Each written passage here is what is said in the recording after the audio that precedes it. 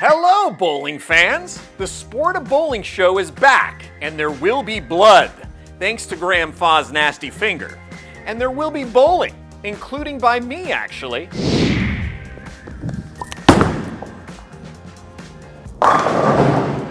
That one went through the pins like Taylor Swift goes through security at an NFL game. We have an all-new Chad Murphy and Tom Clark approved format. And both of those gentlemen will actually be two of our guests, along with fellow recent USBC Hall of Fame inductees Randy Pedersen and Bryan Goebel, sharing some of their best PBA stories. And speaking of stories, PB Atkinson is back to bring you the top news stories from the bowling world this past month. Some of them are even real. We'll also have a very special surprise, which is in this box. What's in the box? Don't worry your pretty little face, Brad Pitt. It's not a severed head, but it is something that might just solve the problem of how to bring a single bowling ball to league and still shoot big scores. That's impossible! And because it's almost Valentine's Day, I'm going to close out the show with some possibly profound bowling love advice for your soul. So stay tuned. The bigger, better, stronger, faster, and completely enhanced Sport of Bowling show is next.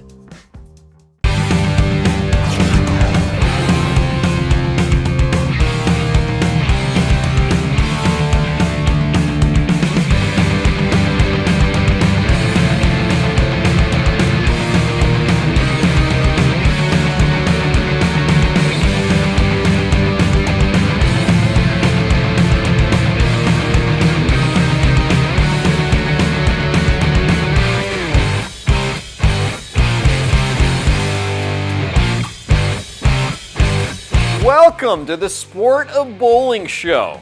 I'm your host, Jason Thomas. We have an amazing love-centric episode for you today, with this being Valentine's Day week. USBC Executive Director Chad Murphy will be joining us. We will also have PBA Commissioner and new USBC Hall of Famer Tom Clark here, as well as fellow USBC Hall of Fame class of 2025 inductees Randy Pedersen and Bryan Goebel. In just a bit, I'm going to be heading out onto the lanes to see if I can drill a single bowling ball that can work for an entire 3-game league session, which I know a lot of you would love to see for your own games, just so you can stop dragging 6 to 12 bowling balls with you to league every week. But to kick us off, let's check out the top stories in bowling from the past month with our illustrious bowling correspondent, PB Atkinson.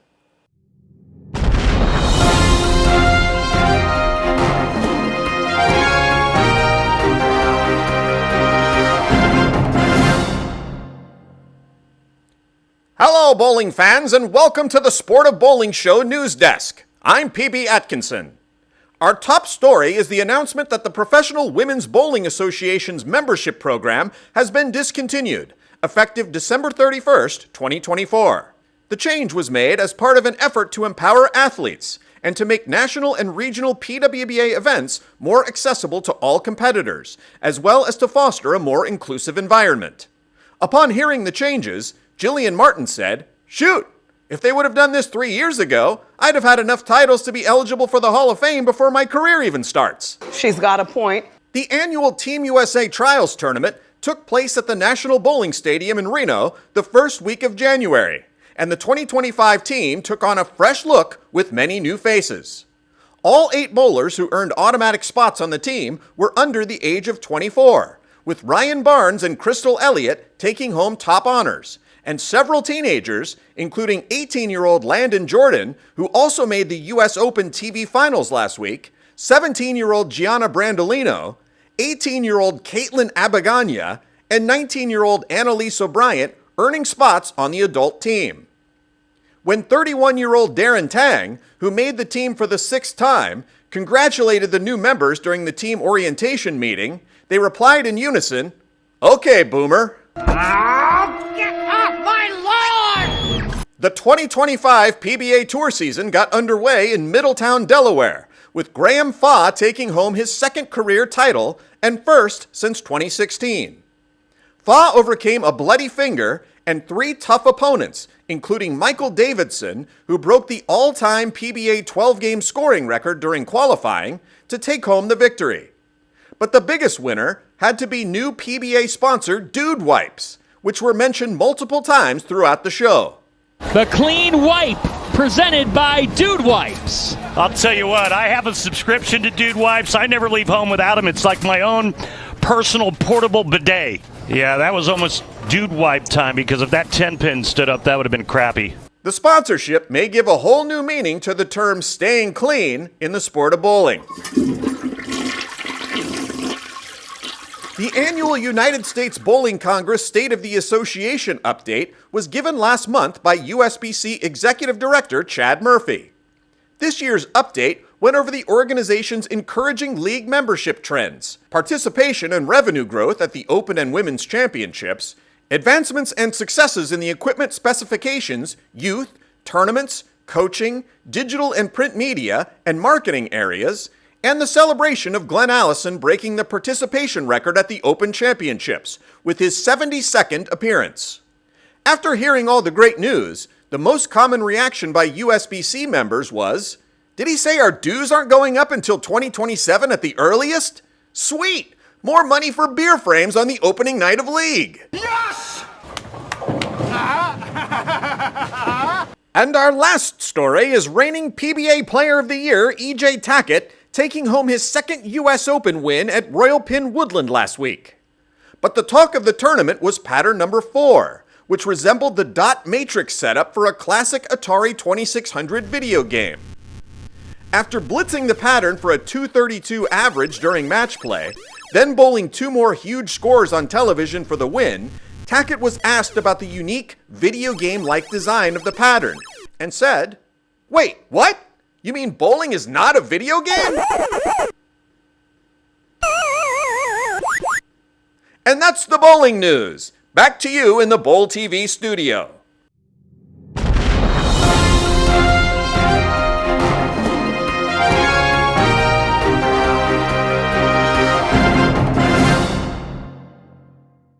All right, folks, welcome back to the Sport of Bowling show set. As promised earlier in the episode, we've got 3 legends for you here on the show today. They are newly inducted USBC Hall of Fame members, all for their PBA accomplishments, 2 in the superior performance category and 1 in meritorious service. Please welcome Bryan Goebel, Randy Pedersen, and Tom Clark. How you guys doing today? Great. What's up, guys? Great to be here with this group. Thanks. Thank you very much. Well, thanks for taking the time to be on the show today. I mentioned the USBC Hall of Fame. You guys, congratulations on being inducted to the 2025 class.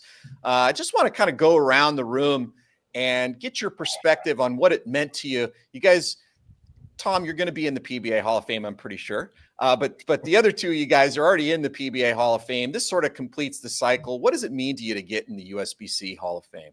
Well, you know what? It means a lot. Obviously, being in the PBA Hall of Fame is the world. I mean, I spent my career, 43 years in the PBA, and to be elected in there was incredible honor. But the USBC is something that, it's been a part of my life since I first started bowling leagues.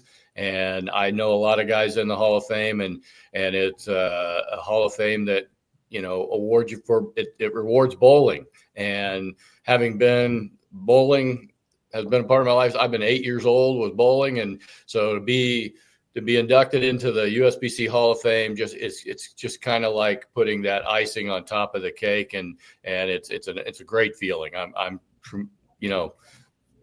I really am speechless because it's a humbling feeling, and I appreciate it. Yeah, I mean, I think for me, it's just kind of, it's the icing on the cake that encompasses a 40-plus year career that started back in 1981 at the professional level. And, it's just, it's just a really nice ribbon to just kind of, put a bow on top of a career that's lasted a long time, and to be recognized from, our governing body is pretty special. Yeah, well, I agree with these two and what what they have and what everyone knows, the great players of the game, the highest level of the game is the PBA, and to be in the PBA Hall of Fame has this, legacy accomplishment of success on the lanes, whereas what they really have, and the reason why they could make it to that level to be in the PBA Hall of Fame is because the sport is in their bones. I mean, they played it their entire lives. They dedicated their lives to it, and they can feel the game in their hand. And when I remember the days when I could do that too, and feel the game and feel connected to the sport, the whole sport is what I think of as the USBC, as the governing body of the sport and the health of the sport. And so to be part of that Hall of Fame is to be part of the entire sport of bowling. And so that becomes an overwhelming, feeling of gratitude that at once the sport is sort of thanking these guys, and the people that can go in the Hall of Fame, and you really feel that appreciation, and that's very special. But it also means, we got to keep doing more for the game and keep growing it. And all the people that you think of that have been in the USBC Hall of Fame through the years, they care so much about the sport at all levels. And now you have more responsibility to continue to grow it. So it's very special, and can't thank the committee and the USBC enough.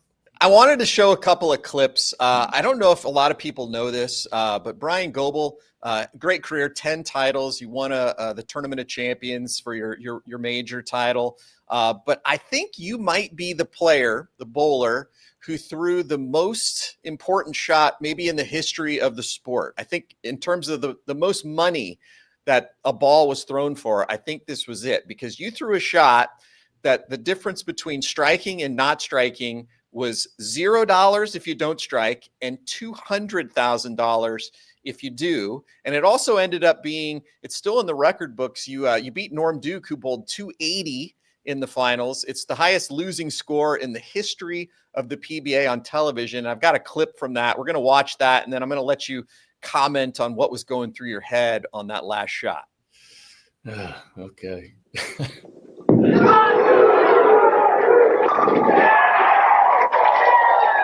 280.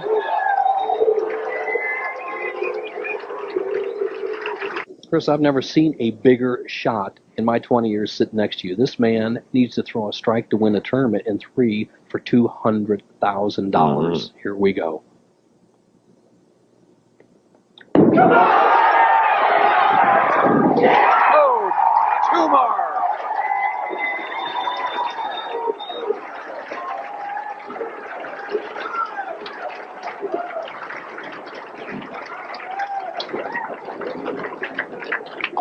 He secured $43,000 with that shot. The next 2 shots, if they're strikes, make it $243,000. Okay.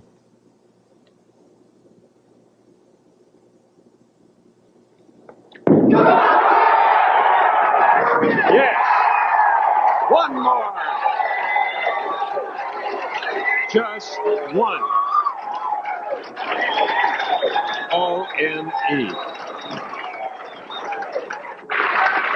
33 years, Bo. And this is the match.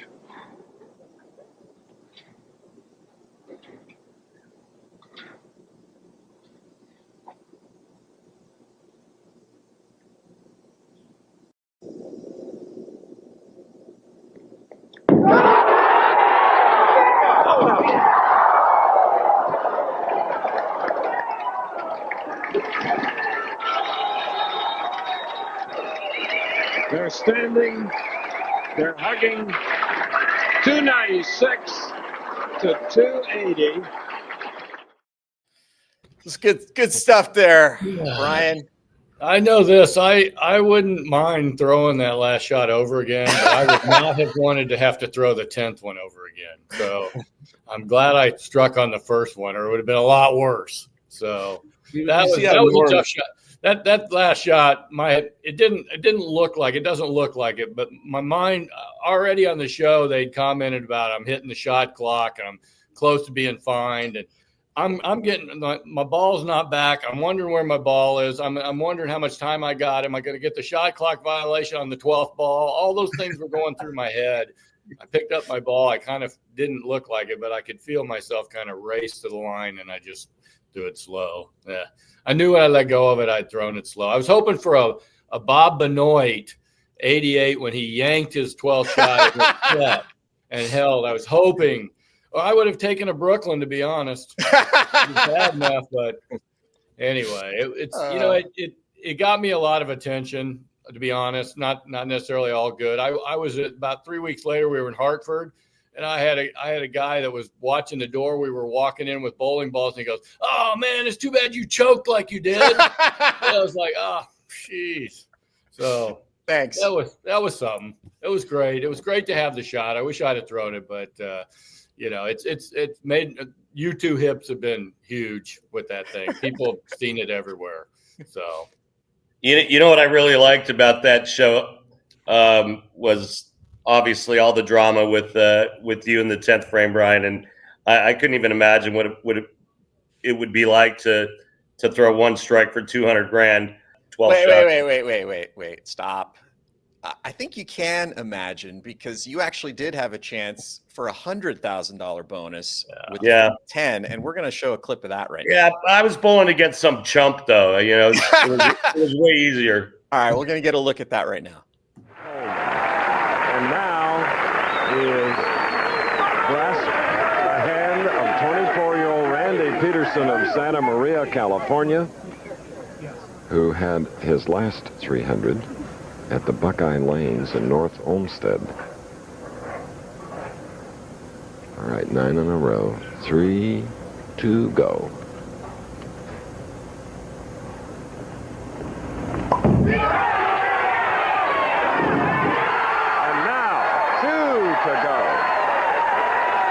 Well, Bo, I waited 26 years to give a $100,000 check. Did it earlier. Who knows? Chris, in all honesty, life is that way. We know it. You ever had a speeding ticket, and you might go years without getting one, all of a sudden you get one, and one's right behind it. The same is true in 300 games. Ask any Pro Bowler who's rolled a 300. It seems like they roll in streaks. This man is only 2 shots away for the second one in 1987 on the PBA Tour.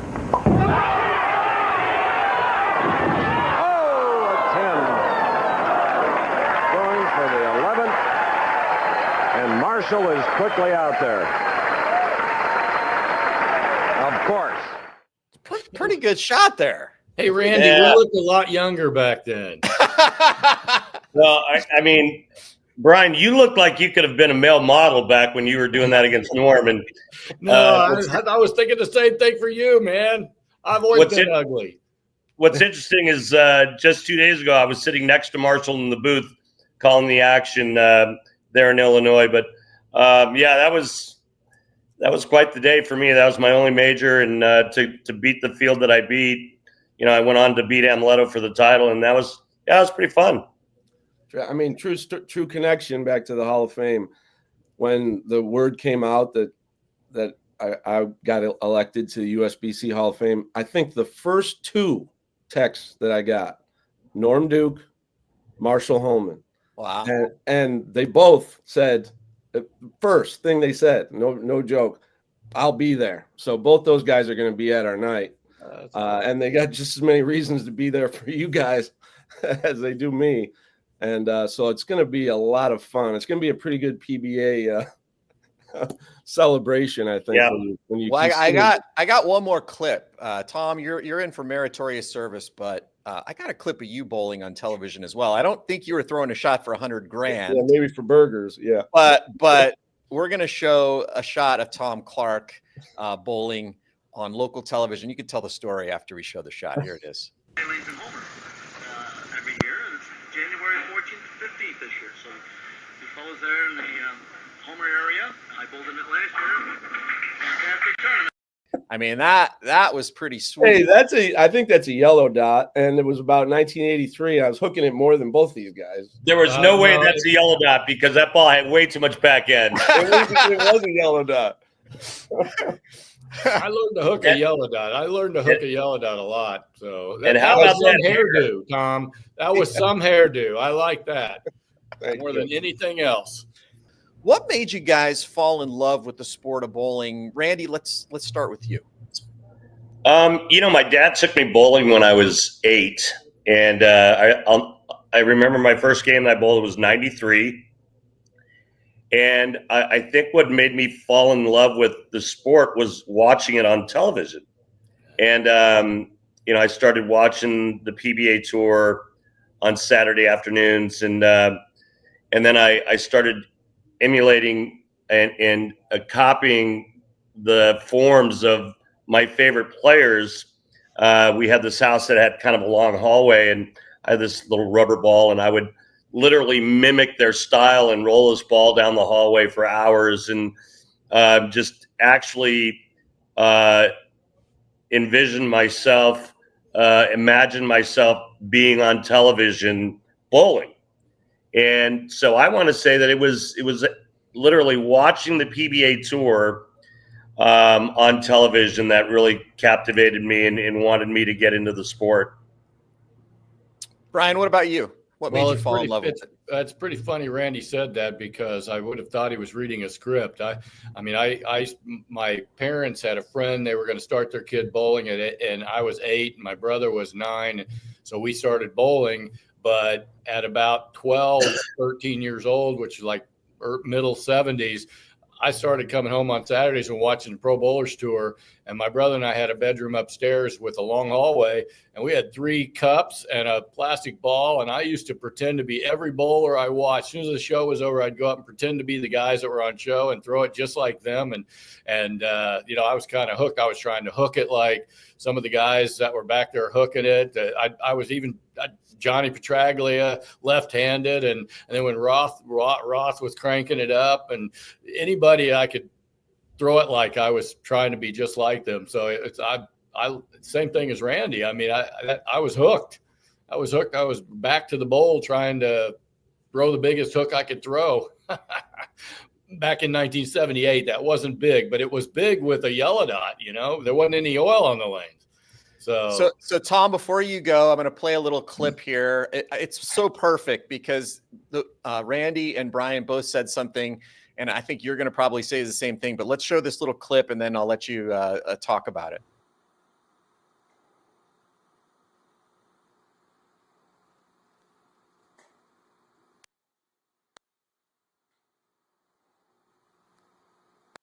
I made the spare. Monkey in your hand. I was like bowling with the monkey in my hand. It must be just, people from our generation, but it sounds like we all have the exact same story. And there's other people just like that. And they just talk about how the impact of growing up watching the PBA on television and bowling in your hallway with your plastic ball and your plastic pins. And, my father loves bowling still today. He just went in the Syracuse USBC Hall of Fame, Central New York USBC Hall of Fame this year. And he loves bowling more than I ever can. It's in his blood. And so I just grew up the exact same way. And then he put me in bowling. He put it on television. It was an appointment. I tried to bowl like Mark Roth in the hallway. I go home now. It's the same home. My parents live in the same home I grew up in. And I look at that hallway. And, as a kid, it was my bowling lane. I mean, after each shot, I'm trying to bowl against Marshall Holman in the hallway.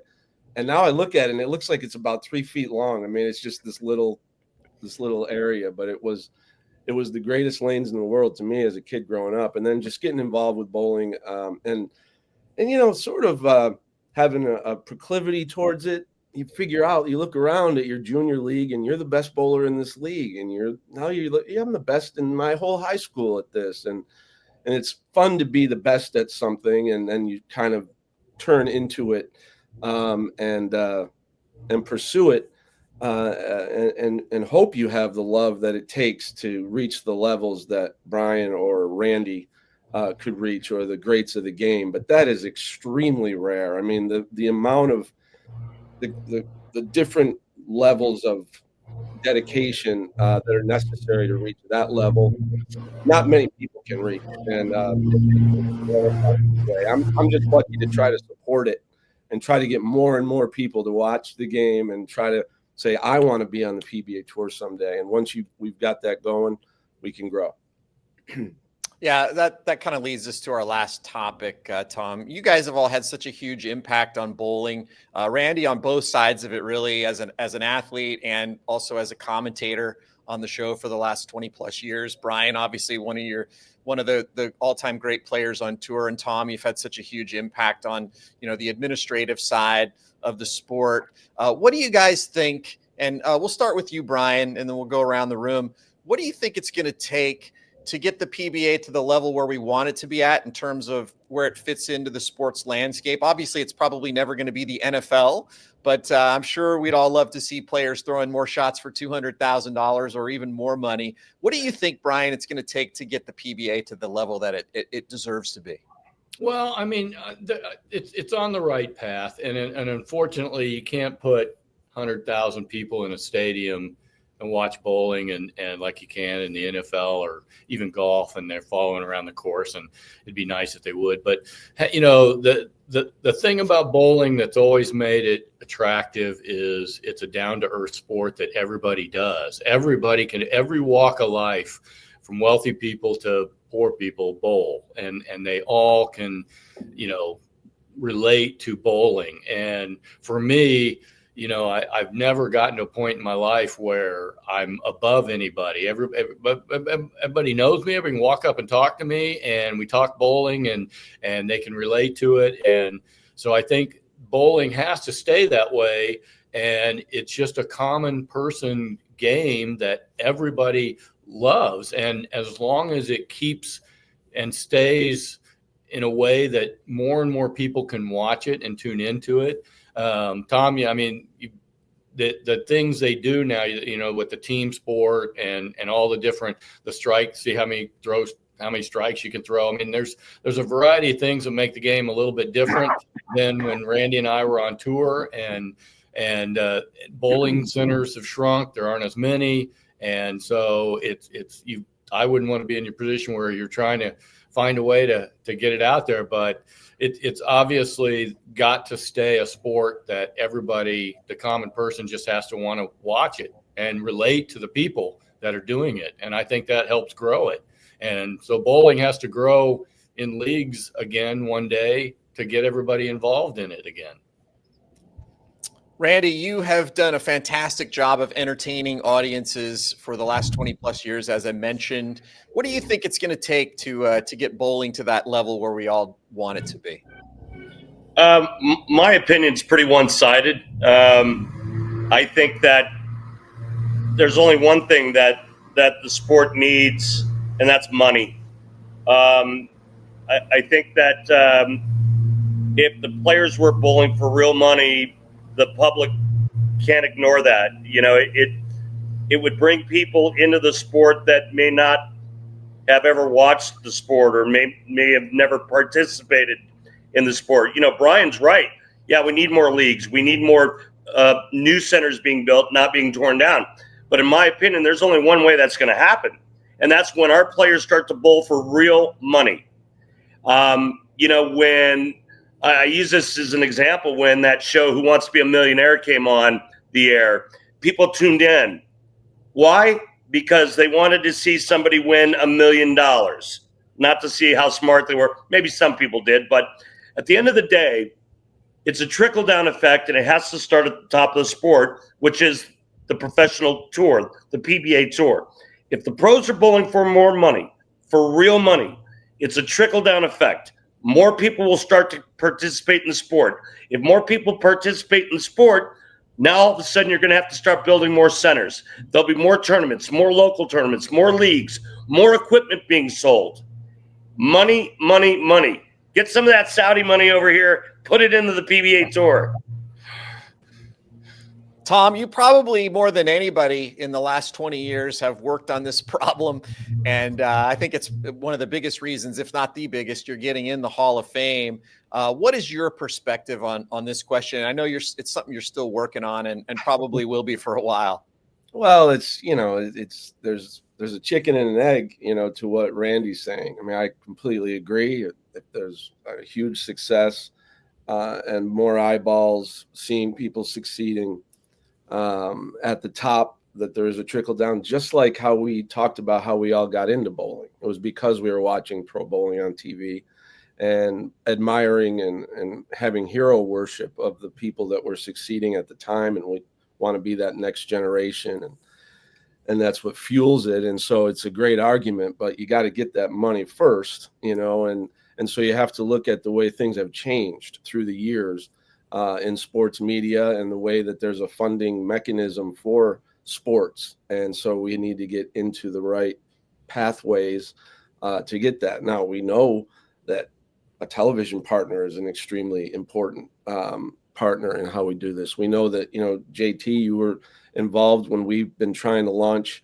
and run digital coverage of our sport in ways that when I was a little kid and these guys were little kids watching, they didn't have a chance to get on their computer and watch the entire tournament and every single pair of lanes and get to know every single bowler and every single match. And now you can. So we need more people that want to do that, to want to watch all of that action and would actually pay for it, like so many other sports. And then there's money, so you have to figure out where are these revenue streams coming from and which ones, and you can hope for the magic. There's a giant bag and there you go. And you can hope for that.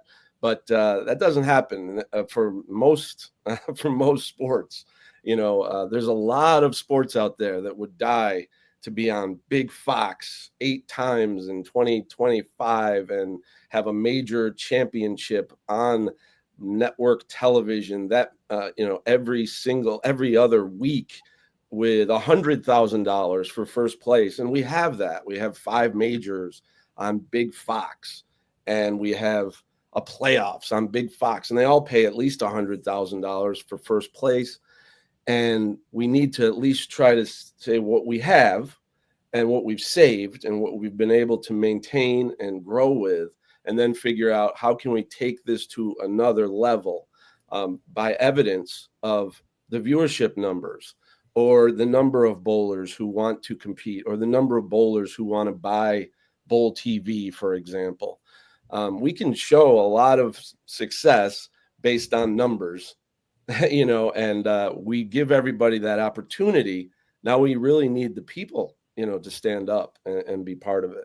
We've started some events that are more open for all types of bowlers, like the PBA LBC event with the PBA umbrella above it, so that kids can bowl, seniors can bowl, handicap bowlers, all men, women.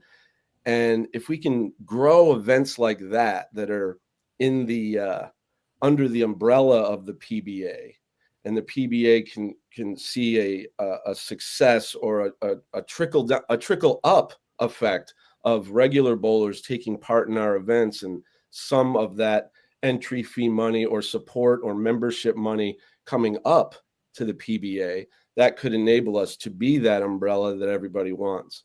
But it really comes down to, you got to stay alive, hard work, put out the best possible product you can, tweak it, work it for that day when the right people and the right investors and the right amount of money is there to justify the kind of investment that Randy's talking about.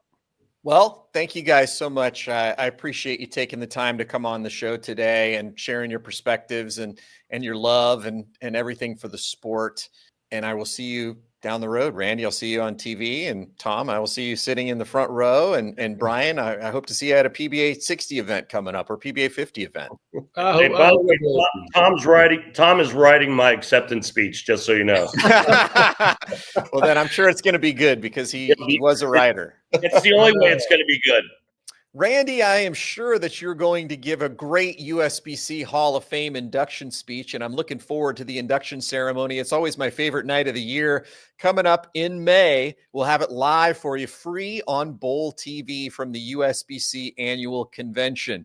Coming up next, as promised, I am going to drill one bowling ball to see if we can still go out there on the lanes and shoot a high score in league with just that one bowling ball. Is it possible? We'll find out next on Bowling Explained.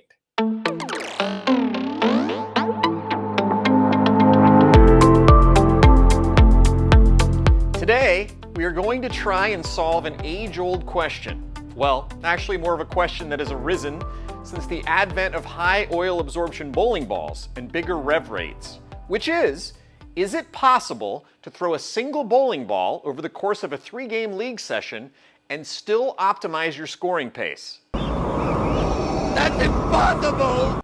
Personally, I've always struggled to throw a single ball for an entire night of league, and if I do, I usually lose a little something either at the beginning of the night where the ball isn't quite strong enough, or at the end when it starts to get a little too strong.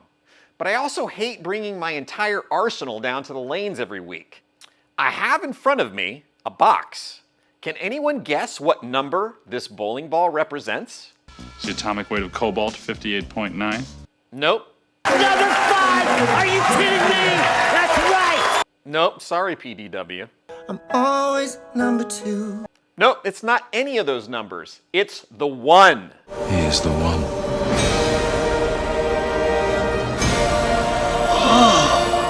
Or to be completely accurate, the 1 reverb from ebonite. Now the reason I've selected this ball for this experiment is because I felt that it could potentially be a good match for my particular game to solve this particular problem. Why? Well, because it is a ball with a very proven, very large asymmetrical core with a high differential, but it also has a pearlized cover stock. I'm laying it out slightly weaker than my usual layout, and I've put the surface to 1000 with a little polish to give it a bit of extra length to help with that last game, but not too much so that it still picks up enough at the beginning when they're fresh. My game is sort of middle of the road in terms of rev rate and ball speed, and my ball roll tends to naturally create quite a bit of down lane motion. So my hypothesis is that this combination of specs should give me a decent chance of accomplishing our goal.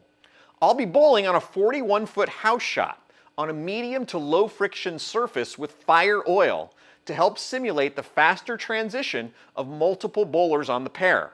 Obviously the experiment isn't perfect, but if I can't score with this ball during all 3 games bowling by myself, then we know it wouldn't work during a real-life league session. I'm going to set a goal of 720 for the 3 games, which for me is a pretty solid night of league that I'd be happy with just about every week. Your goals may be slightly higher or lower depending on your skill level, but for me, this is about what I'd expect on a typical league condition. I got my jersey on. Let's head out to the lanes and see what happens.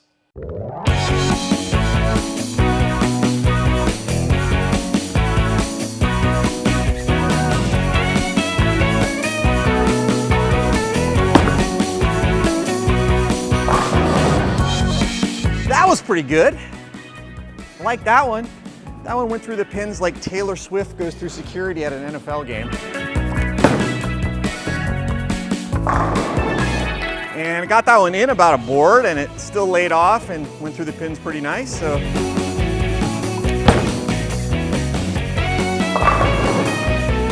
that was the worst shot I've ever thrown in my life.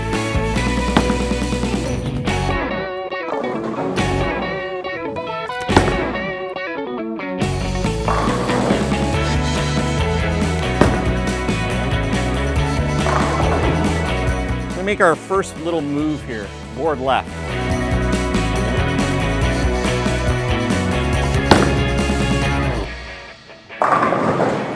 Probably need to go a little more. Missed it. Oh! Old guy throwing messengers. Didn't miss it. And that went through the pins pretty nice. Push. Push. Oh!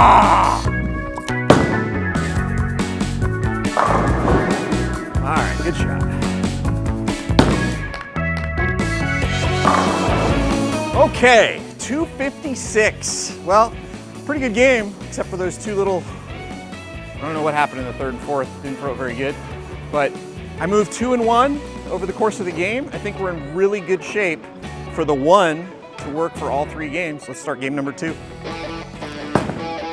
gotta hook a lot.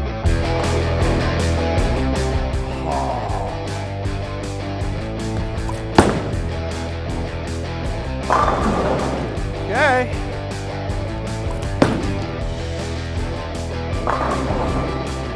Hey, you like that? Boy, that looks pretty good. I don't think I need to move yet.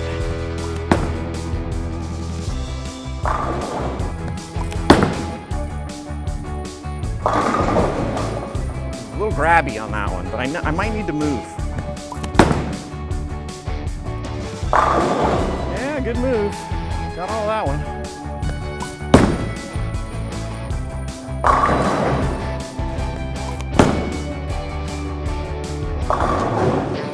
That was good. I need to move. All right, another 1. So it's basically 2 and 1 now from where I started the game.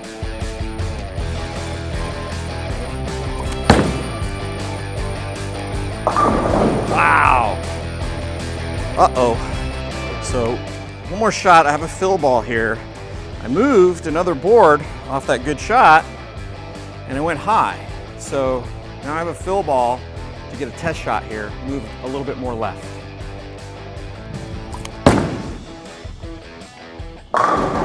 Okay, you're starting to hook. Okay, this is the moment of truth. We've bowled 2 games. We are 92 over. We need 228 to break our goal of 720. And the lanes are starting to transition. I'm a good 6 left at where I started. Let's see if they hold up for one more game.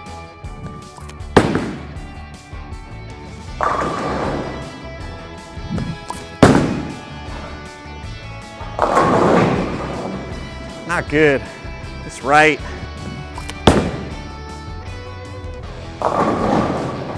Okay.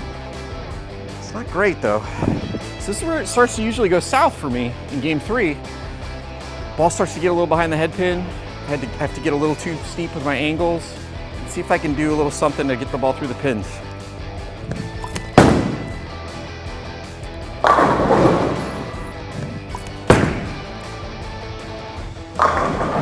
Okay. Oh, that's way left. Oh! That's why we bowl on lead shots. The ball does that when you miss 3 left.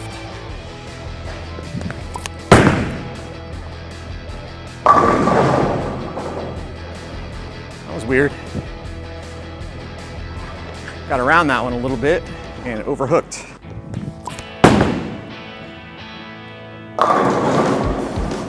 Old guy throwing messengers.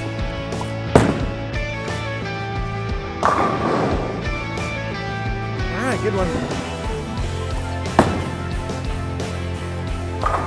Oh, he's the one!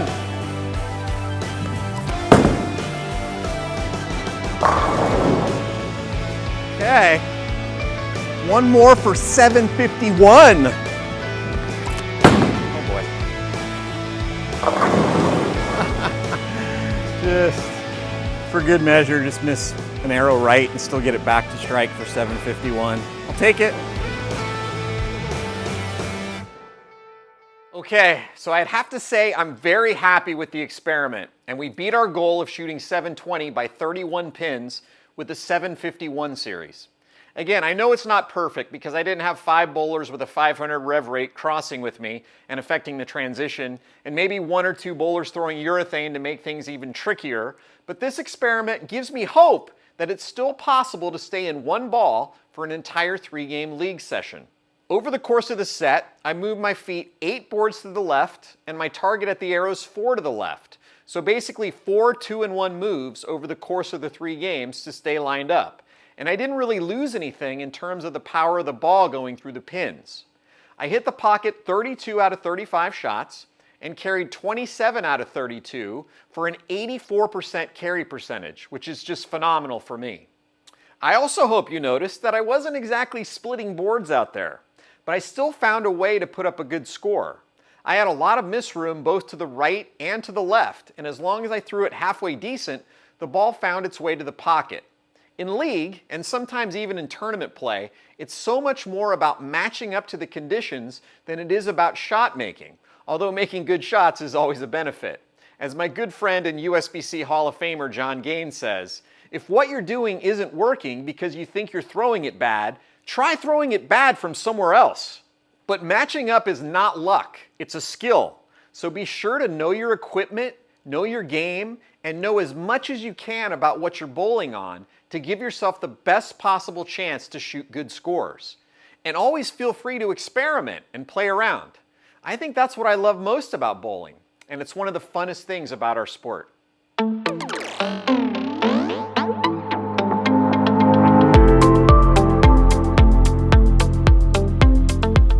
Welcome back to the Sport of Bowling show set. We have a very special guest with us here right now. It is the Executive Director of the United States Bowling Congress, Mr. Chad Murphy. Thanks for taking the time. I know you've got a very busy schedule, but the State of the Association came out last month. It's always a big deal. I think it's really evergreen. It's something you talk about and work on all year round, but there were some big pieces to this year's one. Namely, I think the league membership trends. So let's just start with that. Yeah, sure. I mean, it's obviously encouraging that the last few years have been so positive in that space. It really says a lot about our industry. I think folks have gotten back to really dedicating themselves at the center level to organized play. And then, also having people that want to do it. Forever it's been a social interaction, family and friends that, with the availability to compete. And I think it'll always be that, but having numbers that are flat to up are a lot more fun to talk about than maybe the 4 decades before that. And again, I think we were down 900 members last year, which against a backdrop of several decades of being down, 4, 5, and 6%. It's just really positive, but really credit goes out to the folks that are working boots on the ground in the centers. Yeah, and another great trend, Open Championships and Women's Championships entries are up as well. And I know there were some changes a few years ago, and it seems like those changes have actually had a pretty big impact on entries, right? Yeah, it's been a number of years now since, you and I both got into this fold on the USBC side and the tournaments, and we really looked at it from what the majority of folks would want, as opposed to maybe folks like me that are just at the top. And then we've just continuously tried to improve. But we're going to have, I think, even a month later, we're a little closer to Baton Rouge, but maybe 11,800 teams in Baton Rouge this year, which is amazing. Yeah, we've kicked off 26 in Reno, and those numbers are very positive too. I just told our staff at an all-staff this week that I thought a sneaky large number was going to come up in 26 for Reno, and that's where this new batch of enhancements or changes have been made, depending on your definition of it, raising the average of the top division, ensuring the prize fund, but giving another kind of disenfranchised group that might have been leaving an opportunity to stay. And I think those are the things that we will continue to try to do over time. But yeah, having the tournaments, we've got a new team all events and going into the women's championships this year, which we're excited about, which will pair with the way we do the Open. And so it's just nice to have them growing again. It's fun to have, our staff work on it in a way. Baton Rouge is a big deal for us because we're building this year, right? The city's been great, but we haven't done it in a little while. You pull those deck boards out of storage and see if they work. That's the first thing, right? Yeah. But it really has been a joy, like so many things, to work on and see it grow. And then, when you get on site, you watch people, you know why it's growing, because it's just, high-end competition that in a lot of cases still groups of friends are coming to compete together. Yeah, and just to kind of stay on that note, Junior Gold's been growing for a long time. Yeah. And this year, I think, is kind of the first time we're really seeing on Team USA all these young kids making the team. I mean, the team is probably as young as it's ever been this year, right? Yeah, there's a few things to think about there, but a number of years ago, spent some time, talking about the danger of what was taking place. We were doing well on the world stage with these just really senior bowlers. And some of those folks stepping aside has opened the door for some younger folks. A funny story, at least it was funny to me, or experience. I'm not sure funny is the right way to describe it, but this year when the team was being announced, when Shannon Pluhowski's name was announced for her 25th year on Team USA, and of course she was over, bowling the World Cup at the time. I turned and looked at the stage, and I think there were 5 or 6 people there, and not one of them was 25 years old. And so when you think about that, and then Gary Brown came over and mentioned it, and we're really proud of that, because I think if you go back, and I like the way that you presented the question with Junior Gold, I mean, they're starting out in a U12 division now and competing as U15s, and the development teams coming into the campus, some of those kids are coming back now being a part of the team. To sort of tie into that, you have this competitive ladder that you always talk about. And PWBA this year has a really exciting event. First of all, it's the 10-year anniversary, which is an amazing story in itself. But we're going to have the event at Junior Gold this year. And, I mean, there's a chance one of those Junior Gold athletes could make the show. How awesome would that be? Yeah. Again, very proud of everybody that's been a part of that. I know you were a big part of that and are a big part of that, and we all will be a big part of that, even after 10 years, right? You think about the next 10 years and trying to push it forward. But yeah, having that, be presented in front of this particular group of fans is going to be a lot of fun. I think the folks that are on that show are going to have a ball. I think just, throwing a shot, and, they'll have to certainly stay focused in the competition, but at the same time, there'll be a little bit of a, fan area where other players are going to be there too. But having that many people attend an event like that, it was supposed to happen in 2020 and COVID, but I think it actually is a little bit of a blessing because it's coming as part of the 10-year anniversary. Yeah. But if you think about all the folks that have been working out, all the ladies that have been competing, all of the, younger athletes that have been looking up to them, some of these folks on Team USA, that's the driving force, is this new PWBA tour that's back, because that's where they're headed. Yeah. And so it's really amazing when you think about it, but I just hope the next 10 years are as productive, because who knows what it'll look like. But I know we're more than committed to continuing to fund it at a level that's representative of the ladies' work to be professionals. Yeah, for sure. And I know even though PWBA is owned and operated by us, we also have a pretty big hand in the PBA competitions as well. We just had the U.S. Open. The Masters is coming up. That's always my favorite event. It's very exciting. But just talk a little bit about that and the relationship that we have with the PBA. Yeah, so I mean, and again, I think the PBA and PWBA, but specific to the PBA, it's always, a long time has been the biggest brand, if you think the most recognizable space, because the best bowlers in the world are competing on the PBA. And certainly the folks that, are developed here in the U.S., but when you think about the international folks as part of it, but USBC invests in the PBA in several different ways, including funding the U.S. Open and the Masters. The U.S. Open is a joint partnership with with BPAA. Our partners downstairs, but then our Bowl TV rights fees. We generally, I would tell you, we spend about the same amount of money, maybe just a little bit more, but really about the same amount with the PBA that we do with the PWBA. Because we believe in professional bowling. You think about the dollars that are spent in the rules department or equipment specs or all the things that are done for leagues and associations. This is just another piece of our business, but it is the most visible piece of our business, especially to non-bowlers. And so the relationship's been good there. Tom Clark, who we've been working with for years, now Carissa doing the TV shows. We also pay to have the shows, U.S. Open and Masters, as part of the PBA schedule on Big Fox, which is fun. The lead-ups on FS1, but, I think it's just something that has continued to evolve in a positive way and look forward to, more years together. Well, I know there's a lot of things about USBC that kind of go unnoticed. I mean, one of them smart, but just all the work that happens in the IT department. I mean, the company's basically half IT, right? talk a little bit about some of those unseen or unsung heroes behind the scenes that kind of make this thing go. Yeah, well, I appreciate that. I would, if you haven't read the State of Association, it's on bowl.com, so I would go check it out because there is a lot of information that's there for people who may not know. But, to your point about IT, when you think about the data mining company that USBC is and the amount of coders that are needed, but also future projects that we're working on, bulk membership where we can go straight to the the proprietor, a registration program for leagues, where the centers can utilize online registration, even payments if they want to.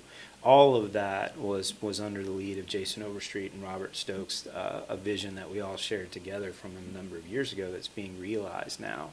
And it's really been amazing to kind of follow along.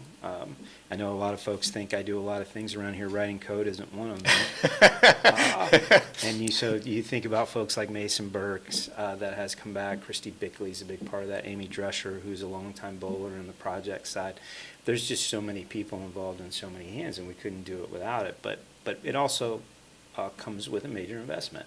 And those investment pieces certainly come from more folks bowling our tournaments and more members. And Smart, that piece, $13 million, JT, last year, that was pushed back, the most in the history of the, effort. And those are all going back to kids who are going to be, not all of them are going to bowl collegiately or become PWBA stars. They're just folks that were in our league or in our ecosystem that are going to college, and we hope they'll be bowling, a long time from now. But $13 million, think of where we were 4, 5, 6, 7 years ago, even back to those folks that had the vision for Smart.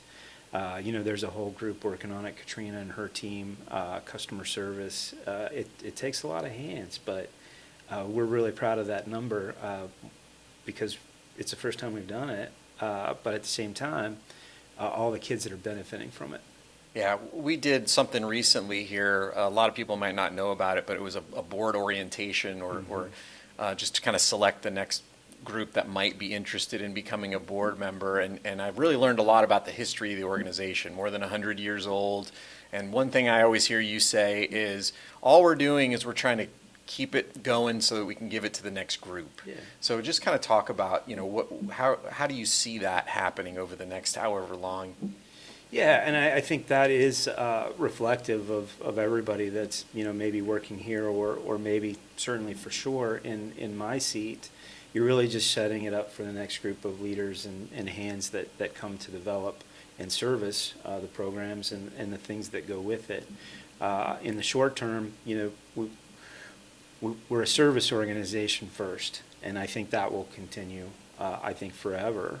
When you think about, 1,400 associations across the country and us working alongside them and giving them the benefits and resources they need to service our bowlers at the local level, it's important work. 25,000 volunteers across the country that are running tournaments and doing it makes me smile when I think about it because we all grew up in it. Right, but then at the national level, what can we do to do a lot of the other things and continue to push it forward to, do better and be better, and have a bowling scene, more eyeballs, but then also, more folks competing. And I look forward to seeing and working on some of that moving forward because I still think that there are bigger and better things that can be done. Last question. This week's Valentine's Day, Yeah. Right? The theme of the episode is what made you fall in love with bowling. What was it for you and when? Yeah, falling in love with bowling, I don't know when. That's a great question. For folks that don't know my history, I grew up in my grandfather's bowling center. He was the GM, so a lot of times when he went to work, we went to work. And really that meant we went to bowl practice. And so I remember certain things as a kid that I was really drawn to, but then other sports came in and then, kind of found my way back to it competitively. If you think about all the things that we've done, it's just been a lifetime of it. But when you think about, really loving it, I know I still love it because I miss the competition. Yeah. Right? I don't get to bowl and compete as much as I used to, and therefore I don't practice at it like I used to. But I always go back to what's not to love. I mean, again, you're with friends, family. Maybe you're just there by yourself, competing in a singles tournament. But usually there's friends or competitors around that you have respect for. It's just fun. Whether you're competing at the highest levels or even in league. I remember I used to bowl 4 nights a week, and it was people I loved being around. And so I appreciate the question. Yeah.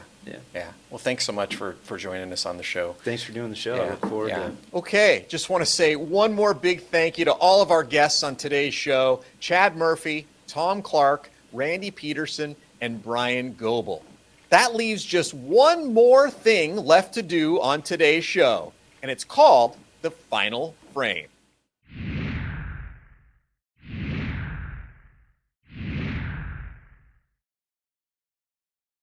One of my favorite Beatles songs is All You Need Is Love. And even though some might argue that a few more things besides love are actually needed in this life, especially when it comes to bowling, with this being our first episode back and Valentine's Day coming up, the topic of love is what I'd like us to think about as we close out the show. We all love bowling, especially if you're watching this show, and especially if you're still watching almost an hour in. I mean, you must really love bowling. And all we bowlers really want is for everyone else to love bowling too. Although some might prefer to use the word respect, but I think the thing we're really talking about is love when we get right down to it. The funny thing about love, though, is that as soon as we start to love something, whether it's bowling or golf or even another person, we want to start owning it or possessing it or controlling it or placing conditions on it. Do you love bowling? Yes, I love bowling. Just as long as everyone bowls with one hand, or with their right hand. Yes, I love bowling, but only if there's no string pins. Yes, I love bowling, but only if we can use a handicap system that's 80% of 230. Yes, I love bowling, but only if mediocre professionals are able to earn millions of dollars. Yes, I love bowling, but only if people aren't allowed to throw a purple hammer, or any kind of urethane ball in league. And bowling has so many colorful labels for things, doesn't it? Two-hander, no-thumber, floor dumper, lefty, stroker, cranker, spinner, knuckler, lofter, tweener, straighty, fireballer, house hack, sandbagger, one-trick pony, spray gun, board splitter, donkey, typical house bowler, shimwrecker, wall baby, double jumper, couch pro. There's so many.